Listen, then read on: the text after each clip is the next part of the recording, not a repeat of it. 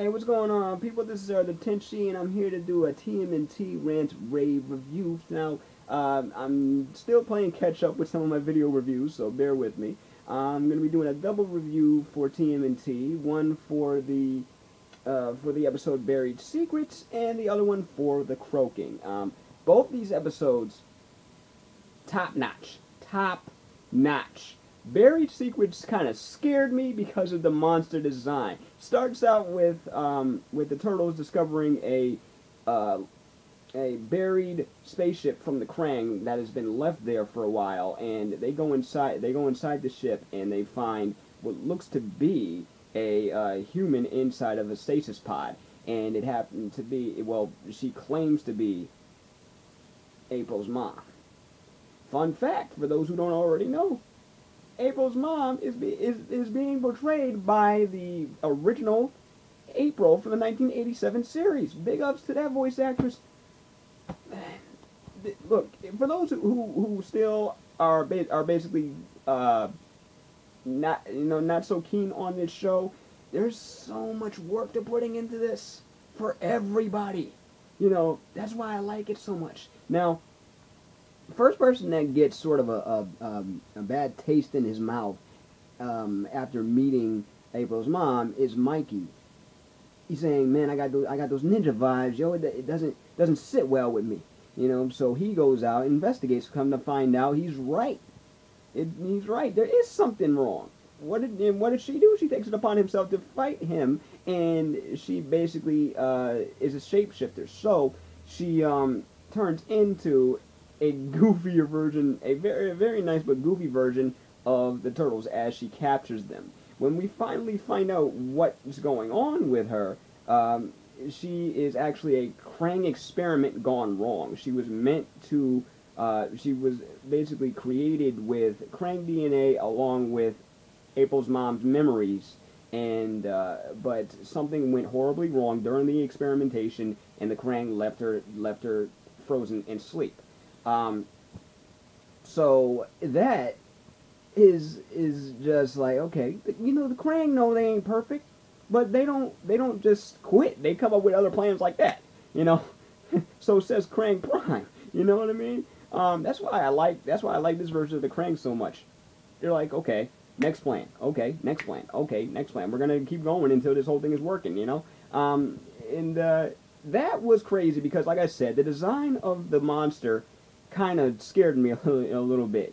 This has been a very dark season in tone because of the horror elements that they put in this thing, and whoever is designing these monsters, top notch. I love the creativity. I love the voice acting. Loved everything about this episode. Why don't people believe Mikey? Why don't they believe Mikey? I get it. He's the youngest. He's the most guy that gets you into trouble, but really, if somebody says that they're having a problem with some person, you might want to listen. You want to hear them out. Just saying. Now, on to the Croaking. The Croaking brings us the new version of the Punk Frogs. And if you remember the Punk Frogs, they were a team of frogs mutated by the Shredder, and they were basically told in the 1980s series that the Ninja Turtles were the enemies of the enemies of the Shredder. They basically told him that they were the bad guys, and he named him after his favorite dictators like Napoleon and Attila, like Attila the Hun, and so on and so forth. And this time around they made it like Napoleon Dynamite meets horror. You know what I'm saying? And you kind of felt for them when you first meet them. Is after Mikey decides to run away, because after he has like a little bit of a having too much fun trashing the house after watching his favorite cartoon show, his current favorite cartoon show.